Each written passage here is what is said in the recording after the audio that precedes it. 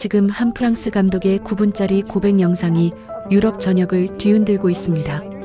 그는 한국을 비판하려 왔다가 촬영 3일 만에 모든 영상을 삭제했습니다.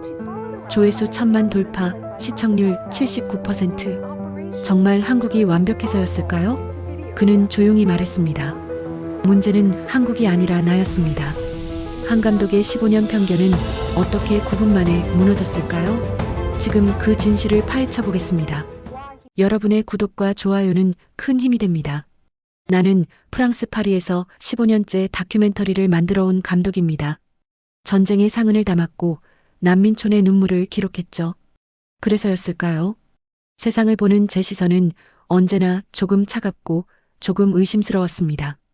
그런 내가 이번엔 한국행 비행기에 올랐습니다. 이유는 단순했어요. 본사에서 기획한 특집 시리즈 과열된 K문화, 그 이면의 진실을 촬영하기 위해서였죠. 솔직히 말하면 난 한국이라는 나라를 그다지 좋게 보지 않았습니다. 뉴스에서 본 한국은 늘 경쟁으로 가득했고 SNS에 떠도는 영상들은 지나치게 완벽해 보였거든요. 그 모든 게 진짜일 리 없다고 생각했어요. 누군가는 연출하고 있을 거라고, 그 뒤에 숨겨진 피로를 찾아내야 한다고 믿었습니다. 인천공항에 내렸을 때 첫 인상은 예상과 달랐습니다. 공항 직원들의 인사는 기계적이지 않았고 택시기사는 내 어설픈 영어에도 웃으며 대답했죠. 하지만 난 그 순간에도 의심을 거두지 않았습니다. 서울 시내로 들어서자 거리는 빠르게 움직였고 사람들은 분주했어요. 편의점 직원은 물건 하나를 사도 두 손으로 받았고 식당 사장님은 제가 외국인인 걸 알자 메뉴판을 천천히 설명해 줬습니다. 그런데요, 이상했어요. 너무 친절했거든요. 마치 누군가 지켜보고 있는 것처럼 모든 행동이 조심스럽고 정제돼 있었습니다. 나는 카메라를 들었습니다. 이 장면들을 담아야 했어요. 과잉된 친절, 지나친 서비스 정신, 그 뒤에 숨은 피로와 강요를 증명해야 했죠. 지하철 2호선 플랫폼에 섰을 때였습니다. 출근 시간이 지나 사람들은 조금 뜸했고 난 핸드헬드 카메라를 어깨에 메고 일상을 찍기 시작했어요. 그때 한 할아버지가 계단을 천천히 내려오셨습니다. 지팡이를 짚고 계셨죠. 몸이 많이 불편해 보였어요. 할아버지는 전동차를 기다리며 벽에 기대 서 계셨습니다. 전동차가 들어왔고 사람들이 타기 시작했어요. 할아버지도 천천히, 아주 천천히 발을 옮겼습니다. 그리고 겨우 한 손으로 손잡이를 잡으셨죠. 난 그 장면을 찍고 있었습니다. 그런데 그 순간이었어요. 3명이 동시에 일어났습니다. 젊은 여성이 먼저 일어났고 정장 입은 남성이 그 옆에서 일어났으며 학생으로 보이는 남자아이도 자리에서 일어났어요. 3사람 모두 할아버지를 향해 고개를 숙였습니다. 말은 없었죠. 그냥 자리를 가리키며 앉으라는 손짓만 있었습니다. 할아버지는 잠시 당황하신 듯 손을 저으셨어요. 괜찮습니다. 괜찮아요. 하지만 3사람은 물러서지 않았습니다. 정장 남성이 조용히 말했죠. 어르신 앉으세요. 저 곧 내립니다. 그 말에 할아버지는 작게 고개를 숙이고 자리에 앉으셨습니다. 그리고 3사람은 각자 손잡이를 잡고 섰어요. 아무 일도 없었다는 듯이 창밖을 바라보거나 핸드폰을 들여다보며 자연스럽게 서 있었습니다. 나는 그 순간 카메라를 내렸습니다. 손끝이 미세하게 떨렸어요. 뷰파인더를 통해 본 장면이 너무 완벽했거든요. 너무 자연스러웠고 너무 조용했습니다. 마치 연습이라도 한 것처럼 3사람은 동시에 일어났고 동시에 물러섰어요. 이건 우연일까요? 아니면 정말로 이 사회가 이런 행동을 당연하게 만들어버린 걸까요? 난 중얼거렸습니다. 이건 쇼일지도 몰라. 그 말이 입 밖으로 나오는 순간 내 안에서 뭔가가 불편하게 요동쳤습니다. 하지만 난 그 감정을 밀어냈어요. 15년간 쌓아온 직업적 회의주의가 작동했죠. 이건 분명 카메라를 의식한 연출이라고, 외국인인 내가 촬영하는 걸 봤기 때문에 일부러 저런 행동을 한 거라고 스스로를 설득했습니다.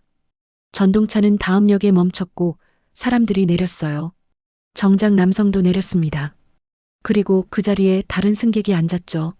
난 카메라를 다시 들었습니다. 하지만 렌즈 너머로 보이는 풍경은 이상하게도 전과 달라 보였어요. 사람들의 표정이 조금 더 선명하게 들어왔고 그들의 작은 몸짓 하나하나가 제 눈에 걸렸습니다. 다음 역에서 임산부가 탔습니다. 배가 많이 불러 보였어요. 그녀가 손잡이를 잡자마자 또 한 명이 일어났습니다. 이번엔 나이든 여성이었죠. 임산부는 사양했지만 여성은 고개를 저으며 자리를 내줬어요. 괜찮아요. 전 다음 역이에요. 그 말에 임산부는 조용히 고맙다고 인사했습니다. 두 손을 모아 깊숙이 고개를 숙이며 앉았죠. 여성은 미소를 지으며 창가 쪽으로 몸을 돌렸어요. 그리고 정말로 다음 역에서 내렸습니다. 나는 카메라를 내렸습니다. 다시 손끝이 또 떨렸어요. 이번엔 조금 더 강하게. 이건 우연이 아니었습니다. 이건 연출도 아니었어요. 이건 그냥 이 사람들의 일상이었던 거죠. 누가 시키지 않아도, 누가 보지 않아도 그들은 그렇게 움직이고 있었습니다. 지하철을 나왔을 때 난 벤치에 앉아 한참을 멍하니 있었습니다. 카메라는 무릎 위에 놓였고 내 손은 그걸 만지작거렸어요. 파리에서 본 지하철은 달랐습니다. 사람들은 각자의 세계에 갇혀 있었고 누군가 쓰러져도 먼저 핸드폰을 꺼내는 사람이 더 많았죠. 하지만 여기는 달랐어요. 너무 달랐습니다. 난 프레임을 찾으러 왔습니다. 과잉된 친절, 강요된 서비스, 그 뒤에 숨은 피로를 증명하러 왔어요. 하지만 지금 내가 본 건 그런 게 아니었습니다. 사람들은 피곤해 보이지 않았고 억지로 웃지도 않았어요. 그들은 그냥 당연하다는 듯 움직였습니다. 마치 숨 쉬는 것처럼 자연스럽게. 그날 저녁 호텔방으로 돌아와 촬영본을 확인했습니다. 모니터 속에서 할아버지가 천천히 앉으셨고 세 사람이 동시에 일어났죠. 그 장면을 반복해서 돌려봤어요. 10번, 20번, 30번. 볼수록 이상했습니다. 연출이 아니라는 게 더 이상했어요. 왜냐하면 이건 불가능한 장면이었거든요. 적어도 내가 아는 세상에선. 난 노트북을 닫았습니다. 그리고 창밖을 바라봤어요. 서울의 밤은 밝았고 불빛들은 쉬지 않고 깜빡였습니다. 그 순간 내 안에서 작은 균열이 생겼어요. 내가 가져온 프레임이 조금씩 흔들리기 시작했죠. 이 나라는 이상했습니다. 하지만 그 이상함이 어쩌면 내가 잘못 본 건지도 몰랐어요. 다음 날 아침 난 광화문 광장으로 나갔습니다. 시민 인터뷰를 계획했거든요. 본사가 원하는 건 명확했어요. 한국 사회의 피로감, 경쟁의 그늘, 과열된 문화 속에서 지쳐가는 사람들의 목소리였습니다. 난 그걸 찾아야 했죠. 카메라를 세팅하고 통역 스태프와 함께 사람들에게 다가갔어요. 첫 번째로 말을 건 사람은 50대로 보이는 남성이었습니다. 정장을 입고 있었고 손엔 서류 가방을 들고 있었어요. 난 질문을 던졌죠. 요즘 삶에 만족하고 계신가요? 그는 잠시 생각하더니 웃으며 답했습니다. 만족하냐고요? 글쎄요, 피곤하긴 하죠. 하지만 불만족스럽진 않아요. 난 조금 더 파고들었어요. 경쟁이 심하지 않나요? 스트레스도 많으실 텐데. 그는 고개를 끄덕였습니다. 맞아요, 경쟁은 있죠. 근데 그게 나쁜 것만은 아니에요. 서로 밀어주기도 하거든요. 그 말에 난 미간을 찌푸렸습니다. 서로 밀어준다니 무슨 말인지 이해할 수 없었어요. 경쟁 사회에서 서로를 밀어준다는 건 모순 아닌가요? 난 다음 사람을 찾았습니다. 두 번째는 20대 여성이었습니다. 대학생처럼 보였어요. 캐주얼한 옷차림에 백팩을 메고 있었죠. 질문은 같았습니다. 한국에서 살면서 힘든 점은 없나요? 그녀는 잠시 고개를 갸우뚱하더니 말했어요. 힘들죠, 당연히. 취업도 어렵고 경쟁도 세요. 근데 그래도 살만해요. 살만하다는 게 무슨 의미인가요? 뭐랄까요? 사람들이 좋거든요. 힘들 땐 옆에서 같이 힘들어해주고. 또 그 말이었습니다. 사람들이 좋다는 말. 난 점점 혼란스러워졌어요. 이건 내가 원하는 답이 아니었거든요. 난 불평과 피로를 원했는데 사람들은 만족과 연대를 말하고 있었습니다. 세 번째 인터뷰는 중년 여성이었습니다. 장을 보고 오는 길인지 장바구니를 들고 있었어요. 난 조금 더 직설적으로 물었죠.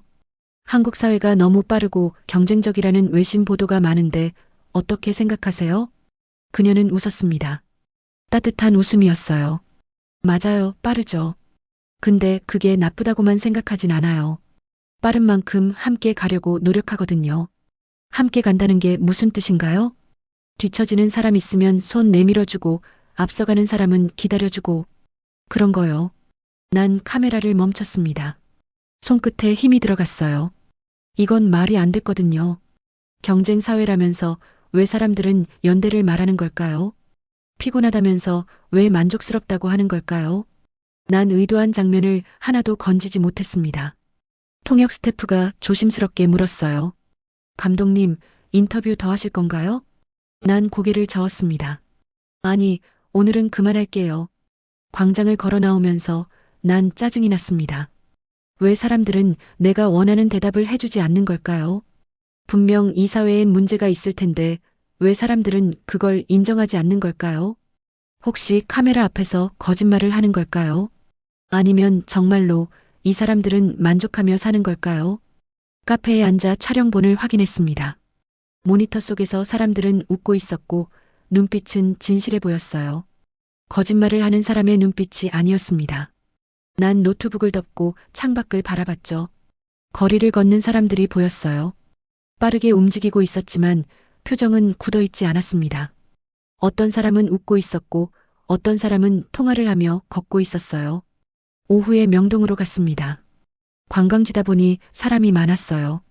외국인도 많았고 상점들도 빼곡했죠. 난 거리 한복판에서 또 인터뷰를 시도했습니다. 이번엔 외국인 관광객을 대상으로요.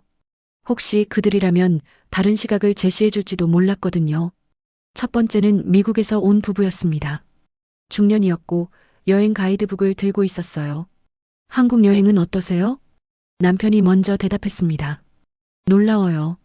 사람들이 정말 친절해요. 아내도 웃으며 거들었죠. 길을 물어보면 직접 데려다 주려고 하더라고요. 믿어지세요? 난 그 말에 반응하지 못했습니다. 또 그 말이었거든요.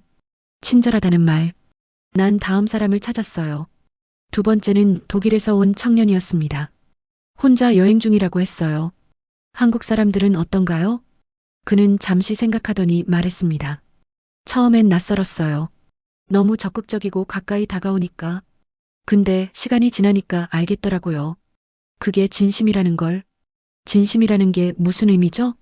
계산 없이 도와주는 거요. 뭘 바라고 하는 게 아니라. 난 카메라를 내렸습니다. 또 내려놓았어요. 손끝이 떨렸습니다. 이번엔 분노가 아니라 혼란이었죠. 왜 모두가 같은 말을 하는 걸까요? 왜 한국을 긍정적으로만 평가하는 걸까요? 난 뭔가 잘못 보고 있는 걸까요? 아니면 이 사람들이 다 속고 있는 걸까요? 저녁이 되어 숙소로 돌아왔습니다. 침대에 앉아 촬영본을 다시 확인했어요. 10개가 넘는 인터뷰 중에서 단 한 명도 내가 원하는 답을 하지 않았습니다. 모두가 피곤하다고 했지만 동시에 만족스럽다고 했어요. 모두가 경쟁이 세다고 했지만 동시에 함께 간다고 했죠. 난 노트북을 닫고 천장을 바라봤습니다. 머릿속이 복잡했어요. 15년간 다큐를 만들면서 난 언제나 프레임을 먼저 정했습니다. 그리고 그 프레임에 맞는 장면을 찾아냈죠. 그게 내일이었고 그게 다큐멘터리라고 생각했어요. 하지만 지금은 달랐습니다. 프레임이 현실과 맞지 않았거든요. 다음 날 아침 난 다시 거리로 나갔습니다. 이번엔 카메라를 들지 않았어요. 그냥 걷고 싶었거든요. 서울역 근처를 걸었습니다. 출근 시간이라 사람들이 빠르게 움직였어요. 그런데 이상했습니다. 빠르게 움직이면서도 사람들은 서로 부딪히지 않았어요. 누군가 넘어지면 손을 내밀었고 누군가 짐을 떨어뜨리면 주워줬죠. 한 할머니가 계단을 올라가고 계셨습니다. 짐이 많아 보였어요. 그때 젊은 남성이 다가가 물었습니다. 할머니, 도와드릴까요? 할머니는 손을 저으셨어요. 괜찮아요, 괜찮아. 하지만 남성은 웃으며 짐을 들어 올렸습니다. 제가 들고 갈게요. 어디까지 가세요? 할머니는 고맙다며 길을 알려주셨고 남성은 짐을 들고 함께 걸었어요. 난 그 뒤를 따라갔습니다. 카메라는 없었지만 눈으로 기록했죠. 두 사람은 개찰구를 지나 플랫폼으로 갔어요. 남성은 할머니가 전동차에 타는 걸 확인한 뒤에야 손을 흔들고 돌아섰습니다. 난 그 자리에 서 있었습니다. 한참 동안 가슴이 답답했어요. 뭔가 잘못됐다는 걸 알았거든요. 내가 잘못 봤다는 걸 처음으로 인정하게 된 순간이었습니다. 호텔방으로 돌아와 본사에 이메일을 썼습니다. 진행 상황을 보고해야 했거든요. 하지만 키보드 앞에 앉아 난 한참을 망설였어요. 뭐라고 써야 할지 몰랐습니다. 예상대로 진행되지 않는다고 써야 할까요? 아니면 프레임을 바꿔야 한다고 써야 할까요? 결국 난 짧게 썼습니다. 취재 중입니다. 예상보다 복잡한 상황입니다. 이메일을 보내고 난 창밖을 바라봤어요. 서울의 밤은 여전히 밝았고 거리엔 사람들이 걷고 있었습니다. 그들은 피곤해 보였지만 동시에 평온해 보였어요. 어떻게 이 두 가지가 공존할 수 있는 걸까요? 난 답을 몰랐습니다. 하지만 한 가지는 확실했어요. 내가 생각했던 한국은 실제 한국이 아니었다는 것. 그리고 그 사실이 나를 불편하게 만들고 있다는 것. 그날 밤 잠이 오지 않았습니다. 머릿속에서 인터뷰들이 반복됐어요. 사람들의 목소리가, 웃음이, 눈빛이 계속 떠올랐죠. 난 이불을 덮고 눈을 감았습니다. 하지만 어둠 속에서도 그 장면들은 사라지지 않았어요. 뭔가 변하고 있었습니다. 내 안에서 천천히 조용히. 그날 아침 난 다시 카메라를 들었습니다. 마지막 기회라고 생각했어요. 분명 어딘가에는 내가 찾는 장면이 있을 거라고, 그 장면만 찾으면 모든 게 제자리로 돌아올 거라고 믿었습니다. 종로 쪽으로 향했어요. 골목이 많고 사람들이 빼곡한 곳이었죠. 카메라를 세팅하고 거리를 촬영하기 시작했습니다. 1시간쯤 지났을까요? 길을 잃었어요. 지도를 보고 있었는데 한 고등학생이 다가왔습니다. 교복을 입고 있었고 백팩을 메고 있었어요. 실례지만 길 찾으세요? 난 고개를 끄덕였습니다. 학생은 내 핸드폰을 들여다보더니 말했어요. 아, 여기 가시려면 반대편이에요. 제가 가는 길이니까 같이 가실래요? 난 거절하려 했습니다. 하지만 학생은 이미 앞서 걷기 시작했어요. 할 수 없이 따라갔죠.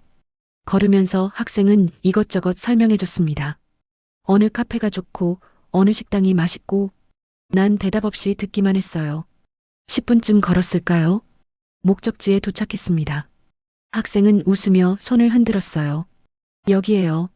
좋은 하루 되세요. 그리고 돌아서서 갔습니다. 난 그 자리에 서서 학생의 뒷모습을 바라봤어요. 카메라는 켜져 있었지만 난 촬영하지 않았습니다. 손끝이 움직이지 않았거든요. 점심때가 되었습니다. 작은 식당에 들어갔어요. 메뉴판을 보고 있는데 주인 아주머니가 다가왔습니다. 50대쯤 돼 보였어요. 어디서 오셨어요? 프랑스에서 왔습니다. 어머, 프랑스. 혼자 오셨어요? 네, 일 때문에요. 아주머니는 고개를 끄덕이고 주문을 받았습니다. 음식이 나왔는데 양이 많았어요. 내가 시킨 것보다 훨씬 많았죠. 난 아주머니를 불렀습니다. 이거 제가 주문한 게 맞나요? 맞아요. 외국에서 왔으니까 좀 더 드셔야죠. 서비스예요. 아니, 괜찮습니다. 돈을 내겠습니다. 아이고, 됐어요. 그냥 드세요. 한국 음식 맛있게 드시라고. 난 더 이상 거절할 수 없었습니다. 고맙다고 인사하고 음식을 먹었어요. 맛있었습니다. 하지만 목이 메었어요. 뭔가 삼키기 힘들었거든요. 밥을 다 먹고 나올 때 아주머니가 다시 말했습니다. 또 오세요. 한국 구경 많이 하고 가요. 난 고개를 숙이고 나왔습니다. 가슴이 답답했어요. 오후에 남산타워 근처를 촬영했습니다. 장비가 무거웠어요. 계단을 오르는데 숨이 찼죠. 그때 한 아주머니가 지나가다 멈춰 섰습니다. 무거워 보이네요. 도와드릴까요? 아니, 괜찮습니다. 아이고, 괜찮긴요. 제가 조금만 들어드릴게요. 아주머니는 삼각대를 들어줬습니다. 함께 계단을 올랐어요. 정상에 도착하자 아주머니는 웃으며 삼각대를 내려놓았습니다. 여기서 찍으면 예쁠 거예요. 좋은 사진 찍으세요. 그리고 가버렸습니다. 난 그 자리에 서서 한참을 멍하니 있었어요. 카메라를 세팅했지만 셔터를 누르지 못했습니다. 손이 떨렸거든요. 저녁이 되어 호텔로 돌아왔습니다. 방에 들어서자마자 노트북을 켰어요. 하루치 촬영본을 확인했습니다. 학생, 식당 아주머니, 계단의 아주머니 모두 담겨 있었어요. 그들의 미소가, 목소리가, 손짓이 화면 속에 있었죠. 난 마우스를 움직였습니다. 파일을 선택했어요. 하나, 둘, 셋. 모든 파일을 선택했습니다. 그리고 삭제 버튼 위에 커서를 올렸어요. 손끝이 멈췄습니다. 잠시 망설였죠. 하지만 결국 클릭했습니다. 삭제 확인 창이 떴어요. 정말 삭제하시겠습니까? 난 다시 클릭했습니다. 파일들이 사라졌어요. 하나씩 천천히. 화면에서 지워지는 걸 보면서 난 숨을 멈췄습니다. 모두 지웠습니다. 노트북을 닫고 침대에 누웠어요. 천장을 바라봤습니다. 아무 생각도 하고 싶지 않았거든요. 하지만 머릿속에선 장면들이 반복됐습니다. 학생의 뒷모습, 아주머니의 웃음, 삼각대를 들어준 손. 그 모든 게 사라졌지만 기억 속에선 사라지지 않았어요. 노크 소리가 들렸습니다. 문을 열자 현지 촬영 스태프가 서 있었어요. 30대 남성이었고 이번 촬영을 도와주고 있었죠. 감독님, 오늘 촬영본 확인하셨어요? 네. 괜찮던가요? 난 대답하지 못했습니다. 스태프가 조심스럽게 물었어요. 혹시 문제라도 있었나요? 아니요. 그럼 내일 일정은 어떻게 할까요? 생각 좀 해볼게요. 스태프는 고개를 끄덕이고 돌아갔습니다. 문을 닫고 난 다시 침대에 앉았어요. 손을 보니 떨리고 있었습니다. 왜 떨리는지 몰랐어요. 아니, 알고 있었지만 인정하고 싶지 않았죠. 다음 날 아침 스태프가 다시 왔습니다. 표정이 당황스러워 보였어요. 감독님, 어제 파일들이 없는데요. 네. 백업은 하셨어요? 아니요. 왜요? 하루치 촬영분인데. 난 창밖을 바라보며 말했습니다. 필요 없는 장면들이었어요. 무슨 말씀이세요? 다 좋은 장면들이었잖아요. 좋은 장면이 아니었어요. 하지만 그만하죠. 목소리가 거칠게 나왔습니다. 스태프는 더 이상 말하지 않고 나갔어요. 문이 닫히자 방은 조용해졌습니다. 너무 조용했어요. 귀가 먹먹할 정도로. 난 의자에 앉아 창밖을 바라봤습니다. 서울의 아침이 밝았어요. 사람들이 출근하고 있었고 차들이 움직이고 있었죠. 모든 게 평범했습니다. 하지만 내 안은 평범하지 않았어요. 뭔가 뒤틀려 있었거든요. 점심때가 되었지만 밖으로 나가지 않았습니다. 방에 있고 싶었어요. 사람들을 만나고 싶지 않았죠. 왜냐하면 알았거든요. 밖으로 나가면 또 그런 장면을 볼 거라는 걸. 친절한 사람들, 웃는 얼굴들, 내미는 손길들. 그걸 보면 난 또 흔들릴 거라는 걸. 저녁이 되었습니다. 배가 고팠지만 참았어요. 창밖을 보니 해가 지고 있었습니다. 서울의 하늘은 붉게 물들었고 건물들 사이로 빛이 스며들었어요. 아름다운 풍경이었습니다. 하지만 난 그걸 즐길 수 없었어요. 밤이 되자 더 이상 참을 수 없었습니다. 방을 나와 호텔 옥상으로 올라갔어요. 서울의 야경이 펼쳐졌습니다. 불빛들이 반짝이고 있었고 도시는 숨쉬고 있었어요. 강남 쪽 빌딩들, 한강의 다리들, 남산타워의 불빛, 모든 게 살아 있었습니다. 난 난간에 기대섰습니다. 바람이 불었어요. 차가웠지만 상쾌했죠. 숨을 깊게 들이마셨습니다. 그리고 천천히 내쉬었어요. 가슴이 답답했습니다. 그 순간 깨달았어요.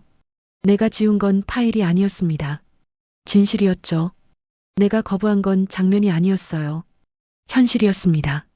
난 15년간 다큐를 만들면서 진실을 찾는다고 믿었습니다. 하지만 지금 난 진실을 지우고 있었어요. 내 손으로, 내 선택으로. 부끄러웠습니다. 처음으로 진짜로 부끄러웠어요. 학생에게, 아주머니들에게, 그리고 나 자신에게. 난 그들의 친절을 의심했고 그들의 진심을 거짓이라고 판단했죠.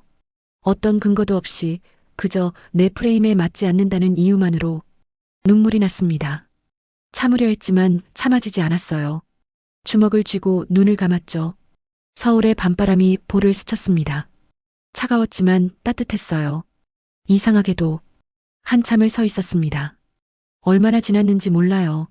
시간이 멈춘 것 같았거든요. 그리고 천천히, 아주 천천히 내 안에서 뭔가 무너지기 시작했습니다. 쌓아 올렸던 벽이, 만들어뒀던 프레임이, 고집했던 시선이 조용히 소리 없이 무너졌어요.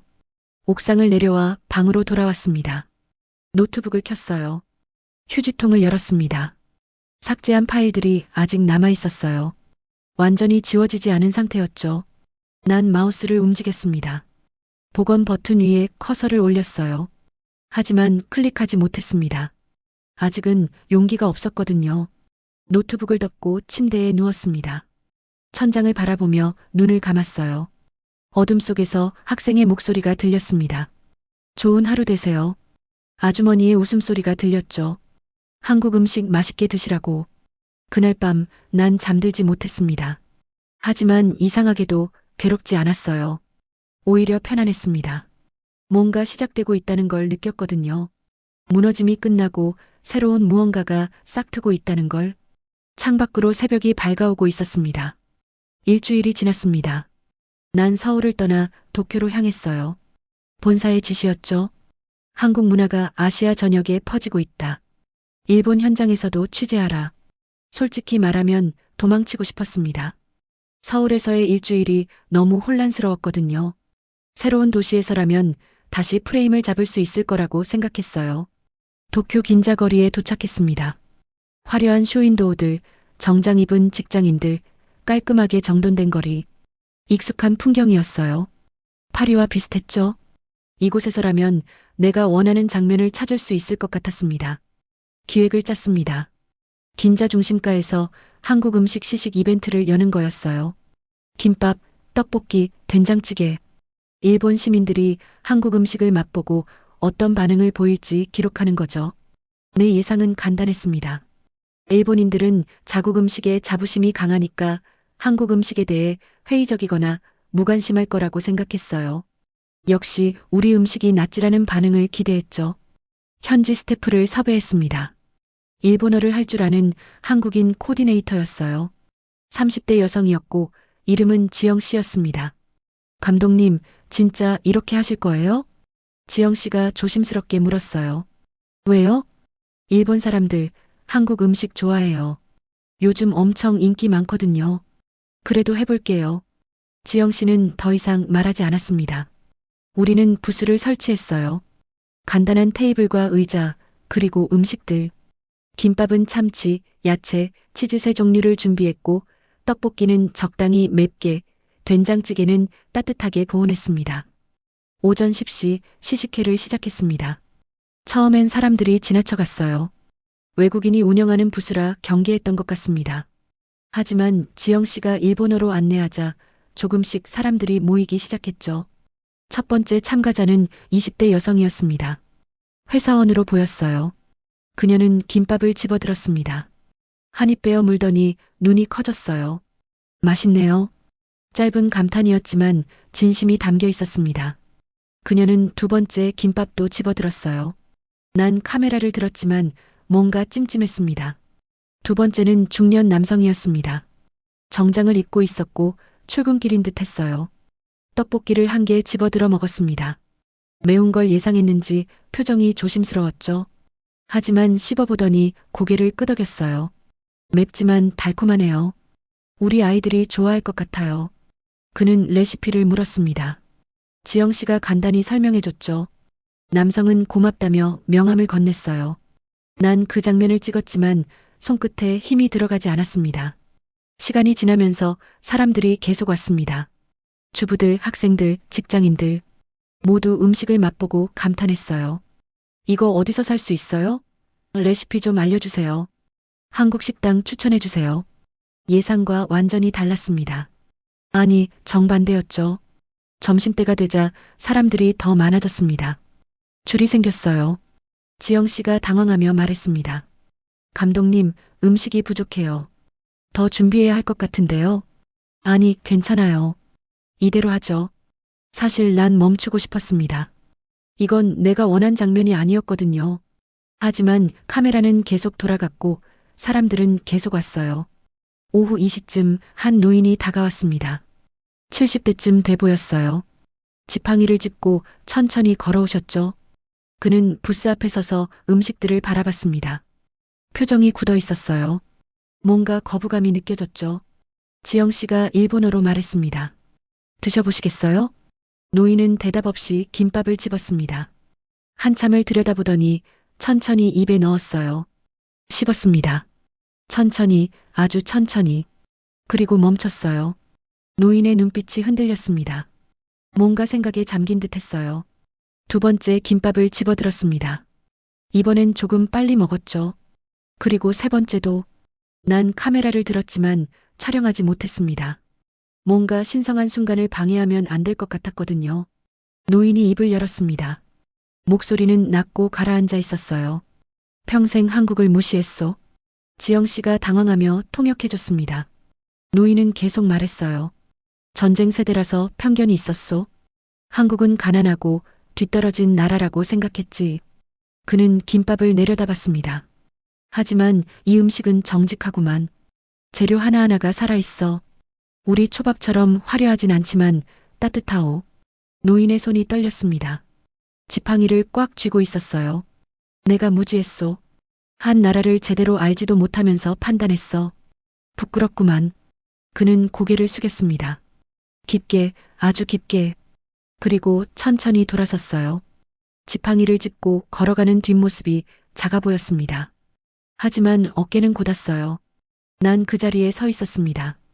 카메라는 어깨에 걸쳐져 있었지만 손은 움직이지 않았어요.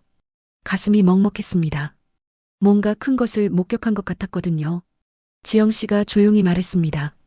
감독님, 촬영 안 하셨어요? 네. 왜요? 좋은 장면이었잖아요. 난 대답하지 못했습니다. 좋은 장면이었죠. 하지만 그게 문제였어요. 너무 좋았거든요. 너무 진실했고 너무 아름다웠습니다. 이건 내가 만들려던 이야기가 아니었어요.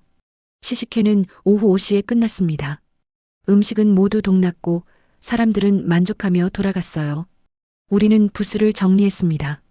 지영 씨가 물었어요. 오늘 촬영 어떠셨어요? 잘 모르겠어요. 사람들 반응은 좋았잖아요. 너무 좋았어요. 지영 씨는 고개를 갸우뚱했습니다. 난 설명하지 않았어요. 어떻게 설명하겠어요? 내가 의도한 장면은 하나도 나오지 않았고 예상과 정반대의 결과만 나왔다고. 그리고 그게 나를 무너뜨리고 있다고. 호텔로 돌아와 촬영본을 확인했습니다. 사람들의 미소, 감탄, 질문들 모두 진심이었어요. 연출된 게 하나도 없었죠. 특히 노인의 장면. 비록 촬영하진 못했지만 눈에 선했습니다. 그의 떨리는 손, 굽어진 등, 그리고 부끄럽다던 그 한마디. 난 노트북을 닫았습니다. 창밖을 바라봤어요. 도쿄의 밤이었습니다. 불빛들이 반짝였지만 서울만큼 밝진 않았어요. 뭔가 다른 느낌이었죠. 핸드폰을 꺼내 본사에 이메일을 썼습니다. 취재가 예상과 다르게 진행되고 있습니다. 좀 더 시간이 필요합니다. 보내기 버튼을 누르려다 멈췄어요. 손가락이 화면 위에서 떨렸습니다. 뭔가 잘못되고 있다는 걸 알았거든요. 하지만 뭐가 잘못됐는지는 명확히 말할 수 없었어요. 결국 이메일을 보냈습니다. 핸드폰을 내려놓고 침대에 누웠어요. 천장을 바라봤습니다. 머릿속에서 노인의 목소리가 들렸어요. 내가 무지했소. 그 말이 계속 반복됐습니다. 문득 깨달았습니다. 그 말은 노인만의 말이 아니었어요. 내 말이기도 했죠. 난 한국을 제대로 알지도 못하면서 판단했습니다. 편견과 선입견으로 가득 찬 프레임을 가지고 왔어요. 그리고 그 프레임에 맞지 않는 모든 걸 거부하려 했죠. 하지만 진실은 프레임 밖에 있었습니다. 사람들의 친절, 음식의 맛, 노인의 고백. 모든 게 내 프레임을 벗어나 있었어요. 그리고 그게 진짜였죠. 난 눈을 감았습니다. 어둠 속에서 김밥의 맛이 떠올랐어요. 난 먹어보지 않았지만 상상할 수 있었습니다. 담백하고 따뜻하고 정직한 맛. 노인이 말했듯이 재료 하나하나가 살아있는 맛. 그날 밤 난 오래 잠들지 못했습니다. 하지만 괴롭진 않았어요. 오히려 무언가 풀리는 것 같았죠. 꼬여있던 매듭이 천천히 풀리는 느낌. 그게 고통스러웠지만 동시에 해방감도 있었습니다. 새벽 4시쯤 잠이 들었습니다. 꿈속에서 난 다시 긴자거리에 있었어요. 부스 앞에 서 있었고 사람들이 줄을 서 있었죠. 하지만 이번엔 카메라가 없었습니다. 난 그저 바라보고 있었어요. 웃는 얼굴들, 나누는 대화들, 따뜻한 공기. 모든 게 평화로웠습니다. 아침에 눈을 떴을 때 햇살이 창문으로 들어오고 있었습니다. 따뜻했어요. 난 침대에서 일어나 창밖을 바라봤습니다. 도쿄의 아침이 밝았고 사람들이 움직이기 시작했어요. 뭔가 변했습니다. 내 안에서 확실히 돌이킬 수 없을 만큼. 일주일 후 난 신주쿠로 갔습니다. 마지막 실험을 준비했어요. 이번엔 확실하게 하고 싶었거든요. 브랜드를 모두 가리고 오직 품질만으로 평가하는 블라인드 테스트였습니다. 한국 제품과 일본 제품을 나란히 놓고 사람들이 선택하게 하는 거죠. 스튜디오를 빌렸습니다. 작지만 깔끔한 공간이었어요. 테이블 3개를 준비했습니다. 첫 번째는 화장품, 두 번째는 라면, 세 번째는 전자기기였죠. 모든 제품의 라벨을 떼고 어와 비로만 표시했어요. 참가자들은 어느 게 한국 제품인지 어느 게 일본 제품인지 모르는 상태였습니다. 50명을 모집했습니다. 20대부터 60대까지 다양한 연령층이었어요. 지영 씨가 진행을 도왔고 난 카메라를 들었습니다. 이번엔 제대로 찍고 싶었거든요. 첫 번째 참가자는 30대 여성이었습니다. 화장품 테이블 앞에 앉았어요. 어와 비 2개의 크림을 손등에 발라봤습니다. 천천히 문지르더니 고개를 끄덕였죠. 비가 더 좋네요. 발림성도 좋고 향도 은은해요. 비는 한국 제품이었습니다. 난 기록했어요. 두 번째는 50대 남성이었습니다. 라면 테이블로 갔어요. 어와 비 2그릇의 라면을 맛봤습니다. 국물을 떠서 마시고 면을 씹어봤죠. 어가 더 맛있어요. 국물이 깊고 면발도 쫄깃해요. 어는 한국 제품이었습니다. 또 기록했어요. 세 번째는 20대 여성이었습니다. 전자기기 테이블에서 이어폰을 테스트했어요. 어와 비를 번갈아 착용하고 같은 음악을 들었습니다. 비가 훨씬 좋아요. 저음도 풍부하고 착용감도 편해요. 비는 한국 제품이었습니다. 손이 떨렸어요. 시간이 지나면서 패턴이 보이기 시작했습니다. 화장품에서 한국 제품을 선택한 사람이 많았고 라면도 마찬가지였어요. 전자기기는 더 압도적이었죠. 난 숫자를 세기 시작했습니다. 10명, 20명, 30명. 한국 제품을 선택하는 비율이 계속 올라갔어요. 40번째 참가자는 60대 남성이었습니다. 화장품을 테스트하더니 웃으며 말했어요.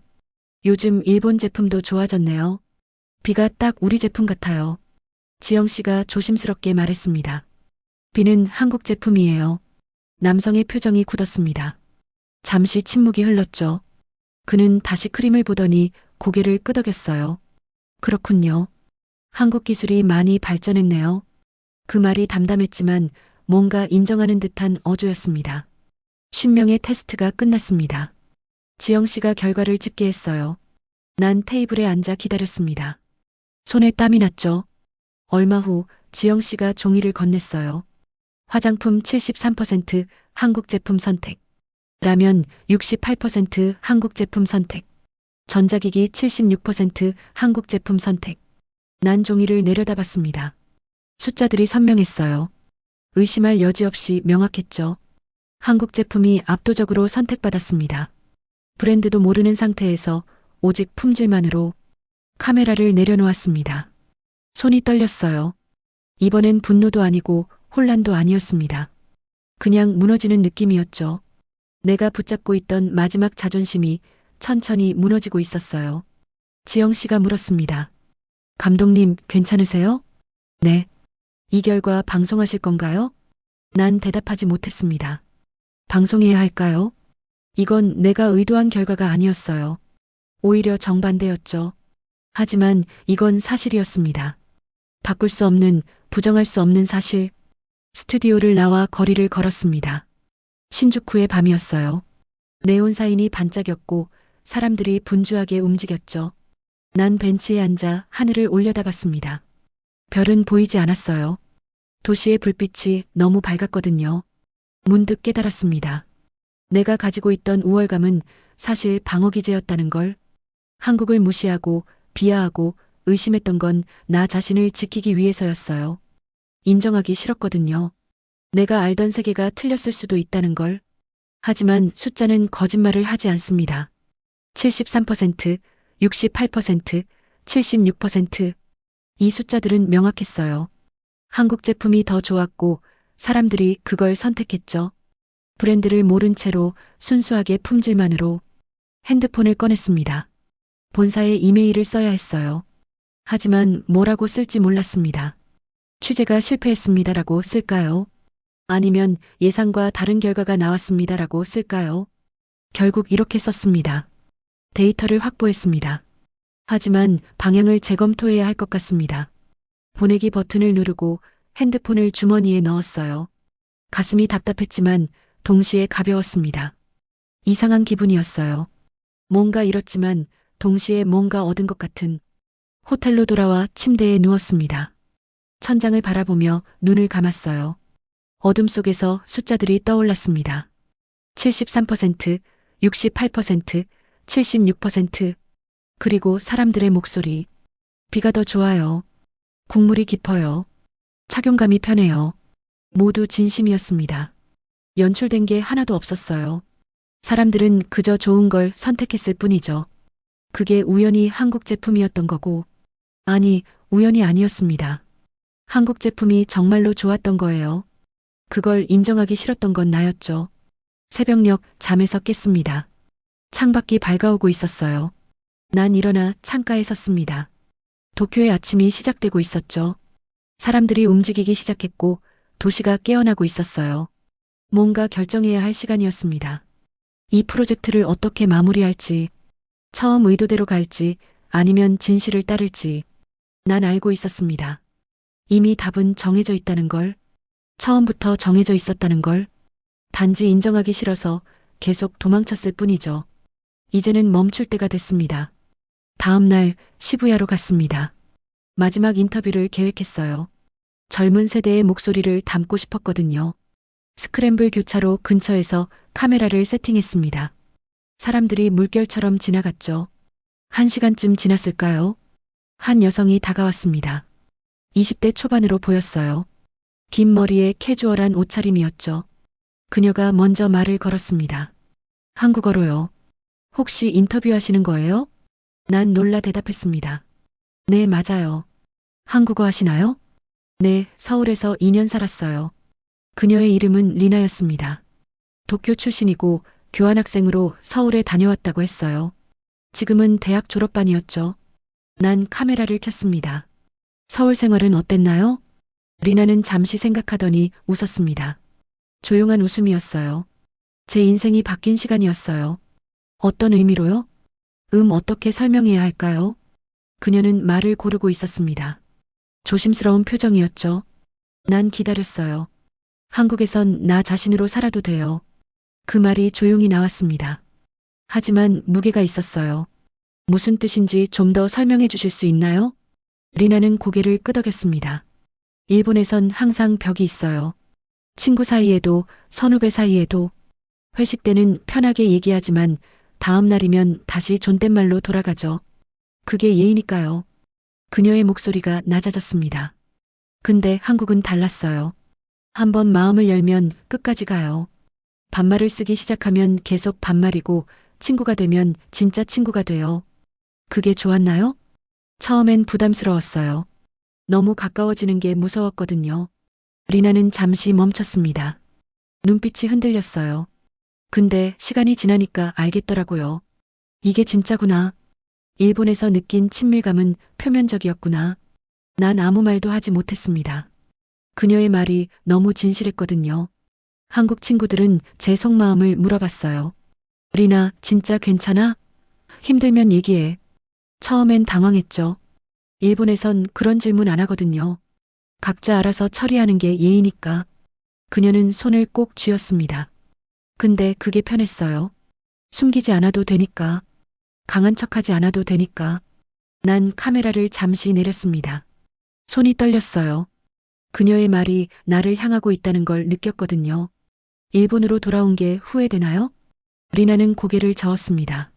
아니요. 여기가 제 집이니까. 근데 한국에서 배운 걸 잊고 싶진 않아요. 벽 없이 사람을 대하는 법, 진심으로 다가가는 법. 그녀가 조용히 웃었습니다.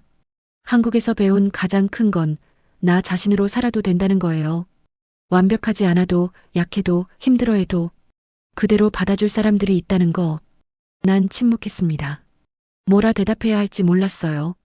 가슴이 먹먹했거든요. 인터뷰가 끝나고 리나는 인사하고 갔습니다. 난 그 자리에 서서 한참을 움직이지 못했어요. 사람들이 계속 지나갔지만 난 그들이 보이지 않았습니다. 머릿속에선 리나의 목소리만 맴돌았죠. 한국에선 나 자신으로 살아도 돼요. 그 말이 계속 반복됐습니다. 그리고 문득 깨달았어요. 문제는 한국이 아니었다는 걸. 문제는 나였죠. 내가 쌓아온 벽, 내가 만들어온 프레임, 내가 고집해온 시선. 그게 전부 나를 가두고 있었던 거예요. 난 15년간 다큐를 만들면서 많은 나라를 봤습니다. 많은 사람을 만났죠. 하지만 난 항상 벽 뒤에서 그들을 봤어요. 카메라 뒤에서, 프레임 안에서, 안전한 거리에서. 진짜로 다가가 본 적이 없었습니다. 카페로 들어가 창가 자리에 앉았습니다. 커피를 시키고 창밖을 바라봤어요. 시부야의 오후였습니다. 사람들이 웃고 있었고 대화하고 있었죠. 누군가는 손을 잡고 걸었고 누군가는 혼자 걸으며 음악을 듣고 있었어요. 모두 각자의 벽을 가지고 있었습니다. 하지만 어떤 사람들은 그 벽을 넘으려 하고 있었어요. 손을 내밀고 다가가고 마음을 여는 그런 사람들이 분명 있었죠. 핸드폰을 꺼내 본사에 전화를 걸었습니다. 편집장이 받았어요. 어떻게 되어가나? 편집장님, 프로젝트 방향을 바꿔야 할 것 같습니다. 무슨 말인가? 제가 잘못 봤습니다. 한국은 제가 생각했던 나라가 아니었어요. 전화 너머로 침묵이 흘렀습니다. 잠시 후 편집장이 물었어요. 그럼 뭘 찍을 건가? 진실을요. 진실? 네. 제가 본 진짜 한국을, 그리고 그 과정에서 변한 저 자신을. 다시 침묵이 흘렀습니다. 길었어요. 난 기다렸죠. 알았네. 자네가 판단하게. 전화가 끊겼습니다. 난 핸드폰을 내려놓고 커피를 마셨어요. 쓴맛이 입안에 퍼졌지만 이상하게 달콤했습니다. 저녁이 되어 호텔로 돌아왔습니다. 노트북을 켜고 지금까지 찍은 모든 영상을 확인했어요. 지하철의 할아버지, 광화문의 시민들, 긴자의 노인, 신주쿠의 실험 참가자들, 그리고 오늘의 리나. 모든 장면이 새롭게 보였습니다. 전에는 못 봤던 게 보였어요. 사람들의 눈빛이 진심이었다는 것. 그들의 손짓이 가식이 아니었다는 것. 그리고 그 모든 걸 의심했던 건 나였다는 것. 난 새 파일을 만들었습니다. 제목은 이렇게 지었어요. 한 감독의 편견이 무너지는 순간들. 그리고 편집을 시작했습니다. 처음 의도했던 프레임은 버렸어요. 대신 내가 본 것 그대로를 담기 시작했죠. 새벽 3시까지 작업했습니다. 멈출 수가 없었어요. 장면들이 스스로 이어졌고 이야기가 스스로 만들어졌거든요. 내가 만드는 게 아니었습니다. 이야기는 이미 거기 있었고 난 그저 발견하고 있었을 뿐이죠. 작업을 멈추고 창밖을 바라봤습니다. 새벽이 밝아오고 있었어요. 도쿄의 하늘이 서서히 밝아졌죠. 피곤했지만 개운했습니다. 그날 밤 리나의 말이 계속 떠올랐어요. 한국에선 나 자신으로 살아도 돼요. 그 말은 이제 내 말이기도 했습니다. 이 다큐를 통해서 난 처음으로 나 자신을 마주하고 있었거든요. 벽 뒤가 아니라 벽 없이.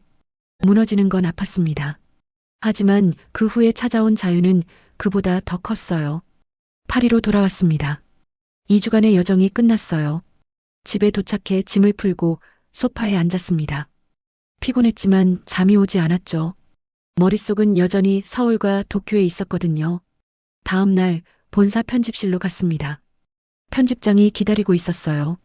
난 지금까지 찍은 모든 영상을 보여줬죠. 지하철 장면, 인터뷰들, 시식회, 블라인드 테스트, 그리고 리나와의 대화. 편집장은 말없이 봤습니다. 2시간 동안. 영상이 끝나자 편집장이 물었어요. 이걸 방송할 건가? 네. 원래 기획과 완전히 다른데. 알고 있습니다.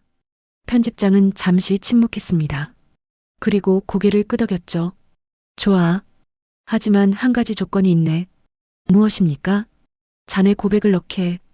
왜 이렇게 바뀌었는지 자네 목소리로 설명해야 해. 난 망설였습니다. 내 고백을요? 그건 부끄러운 일이었거든요. 하지만 동시에 필요한 일이기도 했죠. 알겠습니다. 일주일 동안 최종 편집을 했습니다. 밤낮 없이 작업했어요. 그리고 오프닝을 만들었습니다. 검은 화면에 내 목소리가 흐르는 나는 한국을 폄하하려 했습니다. 과열된 문화, 강요된 친절, 허상을 폭로하려 했죠. 하지만 본 것은 전혀 달랐습니다. 이것은 한국에 대한 다큐멘터리가 아닙니다. 한 사람의 편견이 무너지는 기록입니다. 그 말이 끝나고 지하철 할아버지의 장면이 시작됐어요. 세 사람이 동시에 일어서는 그 순간 9분짜리 다큐멘터리였습니다. 짧았지만 밀도가 있었어요. 방송 전날 밤 잠을 이룰 수 없었습니다. 침대에 누워 천장을 바라봤어요. 후회하지 않을까요? 이걸 방송하면 비난받지 않을까요? 한국에 매수됐다는 말을 듣지 않을까요? 하지만 멈출 수는 없었습니다. 이건 진실이었거든요. 내가 본 것, 느낀 것, 변한 것 모두 진실이었어요. 방송 당일 난 편집실에 있었습니다. 편집장과 몇몇 스태프들이 함께 있었죠. 오후 8시 방송이 시작됐습니다. 검은 화면 그리고 내 목소리. 나는 한국을 폄하하려 했습니다. 첫 1분이 지났습니다. 시청률 체크 화면을 봤어요. 12%. 평균적인 수치였죠. 3분이 지났습니다. 지하철 장면이 지나가고 인터뷰들이 이어졌어요. 시청률이 올라가기 시작했습니다. 28%. 5분이 지났습니다. 리나의 고백이 나왔어요. 한국에선 나 자신으로 살아도 돼요. 시청률이 급등했습니다. 51%. 7분이 지났습니다. 블라인드 테스트 결과가 공개됐어요. 73%, 68%, 76%. 숫자들이 화면을 채웠죠. 시청률이 폭발했습니다. 79%. 9분 영상이 끝났습니다. 마지막은 내 목소리였어요. 나는 벽 뒤에서 세상을 봤습니다. 하지만 한국은 그 벽을 무너뜨렸죠. 이제 난 압니다. 진실은 프레임 밖에 있다는 것을, 그리고 진심은 국경을 넘는다는 것을. 화면이 꺼졌습니다. 편집실이 조용했어요. 모두 말이 없었죠. 난 숨을 멈췄습니다. 10초쯤 지났을까요? 편집장의 핸드폰이 울리기 시작했습니다. 동시에 여러 대의 전화가 울렸어요. SNS 알림이 쏟아졌죠. 난 내 핸드폰을 켰습니다. 메시지가 폭발하고 있었습니다. 트위터, 인스타그램, 유튜브 댓글. 숫자가 미친 듯이 올라갔어요. 이게 진짜 언론이다. 당신의 용기에 박수를 보냅니다. 15년 언론인이었지만 이런 고백은 처음입니다. 편견을 인정하는 게 얼마나 어려운지 압니다. 존경합니다. 하지만 모든 반응이 긍정적이진 않았습니다. 비난도 있었어요. 한국에 매수됐군요. 왜 한국을 미화합니까? 이건 객관적인 보도가 아닙니다. 프랑스 언론의 수치입니다. 난 그 댓글들을 보며 가슴이 답답했습니다.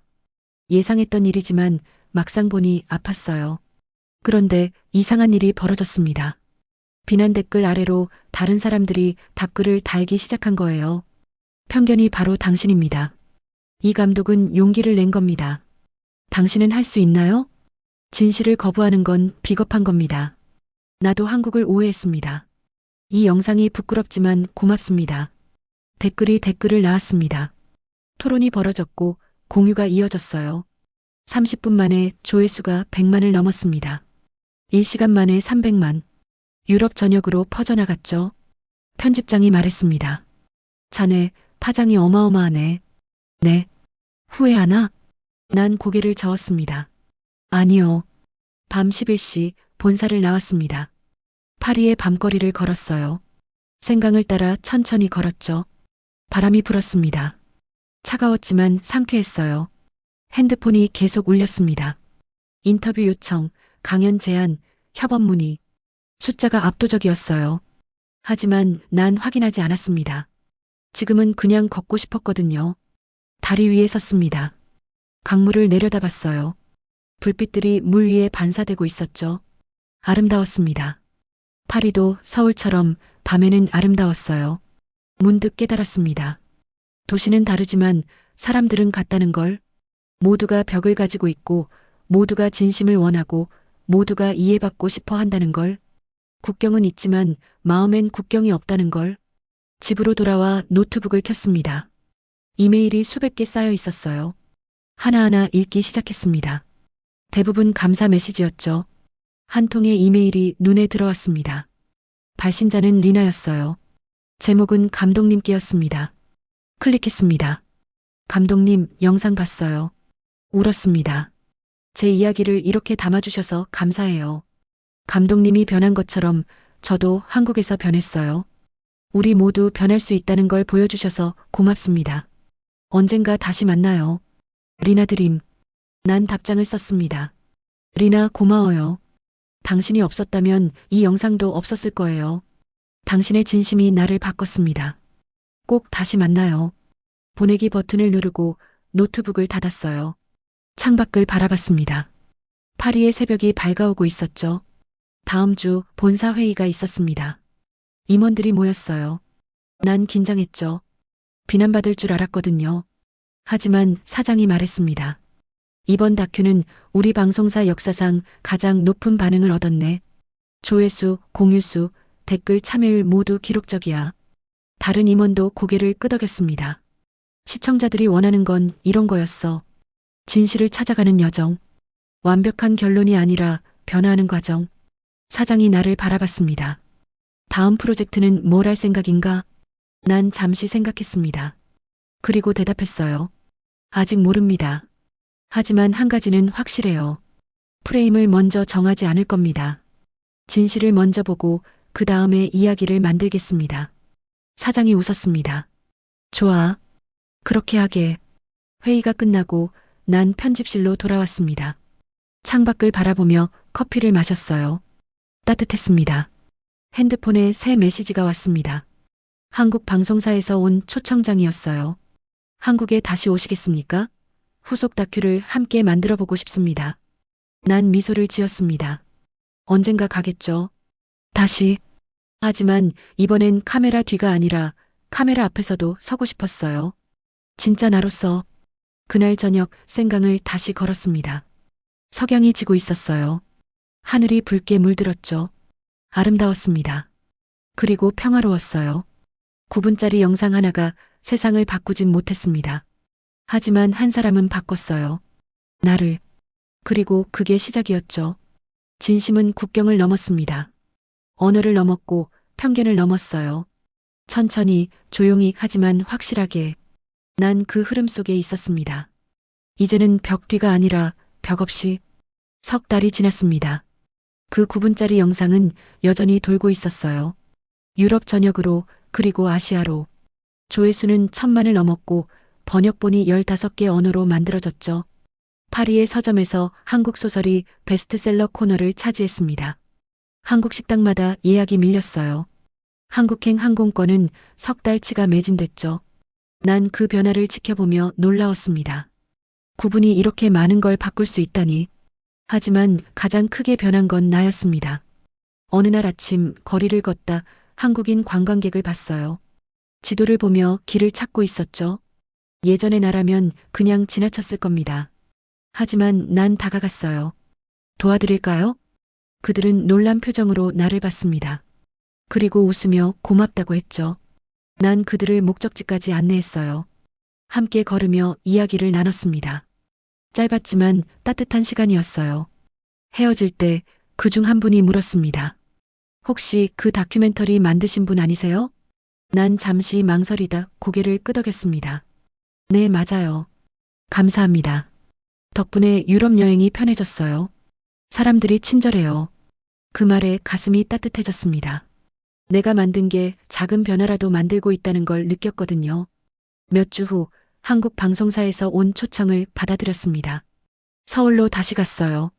이번엔 취재가 아니라 대화를 위해서였죠. 인천공항에 내렸을 때 느낌이 달랐습니다. 처음 왔을 때의 경계심은 없었어요.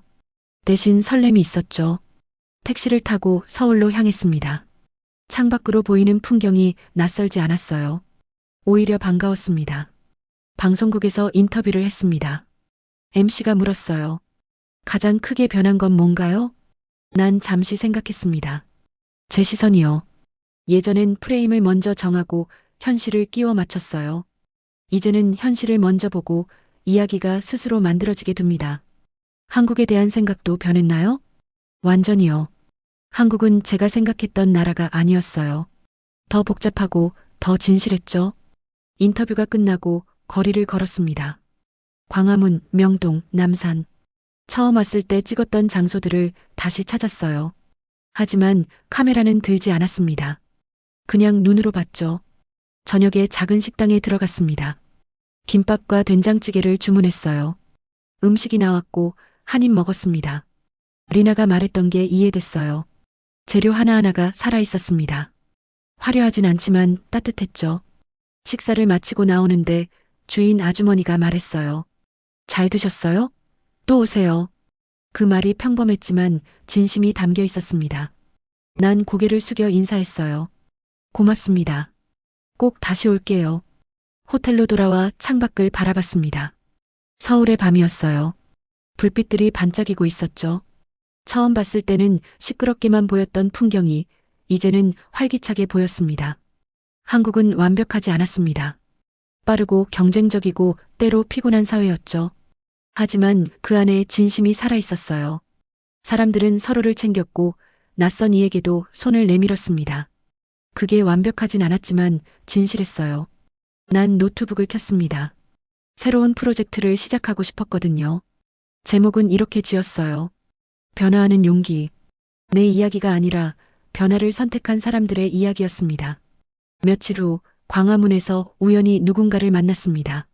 처음 인터뷰했던 중년 여성이었어요. 그녀도 나를 알아봤습니다. 어머, 그때 그분이시네요. 기억하세요? 당연하죠. 영상 봤어요. 감동적이었어요. 우리는 잠시 이야기를 나눴습니다. 그녀는 여전히 바쁘게 살고 있었고 여전히 만족스러워했어요. 변한 건 없었지만 그게 좋았습니다. 헤어지며 그녀가 말했어요. 또 오세요. 한국이 좋아 보여요, 감독님. 그 말에 웃음이 났습니다. 네, 좋아요. 정말로. 파리로 돌아오는 비행기 안에서 난 창밖을 바라봤습니다. 구름 위로 해가 지고 있었어요. 하늘이 붉게 물들었죠. 아름다웠습니다. 난 변했습니다. 15년간 쌓아온 벽이 무너졌고 프레임이 사라졌어요. 이제 난 세상을 다르게 봅니다. 의심이 아니라 존중으로, 편견이 아니라 호기심으로. 한국이 나를 바꾼 게 아니었습니다. 내가 변화를 선택한 거였죠. 한국은 그 기회를 준 것뿐이었어요. 진심으로 조용히. 파리에 도착해 집으로 가는 길에 생강을 걸었습니다. 석양이 지고 있었어요. 사람들이 걷고 있었고 누군가는 벤치에 앉아 책을 읽고 있었죠. 평범한 풍경이었지만 이제는 다르게 보였습니다. 모든 사람이 각자의 이야기를 가지고 있다는 게 보였어요. 집에 도착해 책상 앞에 앉았습니다. 노트북을 켜고 새 파일을 열었어요. 그리고 이렇게 썼습니다. 진실은 숫자보다 빠릅니다.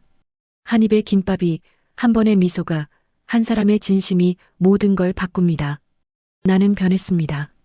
완벽하지 않지만 계속 변하고 있습니다. 그리고 당신도 변할 수 있습니다. 벽을 무너뜨릴 용기만 있다면. 글을 저장하고 창밖을 바라봤어요. 파리의 밤이 밝았습니다. 서울의 밤처럼, 도쿄의 밤처럼 모든 도시가 각자의 방식으로 빛나고 있었죠. 난 미소를 지었습니다. 처음으로 진심으로. 이건 한국의 승리가 아니었습니다. 진심의 승리였죠. 그리고 그 진심은 국경을 몰랐어요. 언어를 가리지 않았고 문화를 넘어섰습니다. 난 그걸 배웠습니다. 한국에서, 사람들에게서, 그리고 나 자신에게서. 밤이 깊었습니다. 난 침대에 누워 눈을 감았어요. 어둠 속에서 서울의 거리가 떠올랐습니다.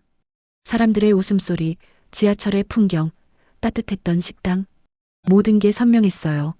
잠들기 전 마지막으로 생각했습니다. 나는 아직 완벽하지 않습니다. 여전히 실수하고 때로 편견에 빠지고 프레임에 갇히기도 해요. 하지만 이제는 압니다. 그걸 깨고 나올 수 있다는 것을, 변화는 가능하다는 것을. 한국은 나에게 그걸 보여줬습니다. 조용히, 진심으로, 한 번에 한 걸음씩. 그리고 그게 가장 아름다운 선물이었습니다. 새벽이 밝아오고 있었습니다. 새로운 하루가 시작되고 있었죠. 난 눈을 감고 그 빛을 느꼈습니다. 따뜻했습니다.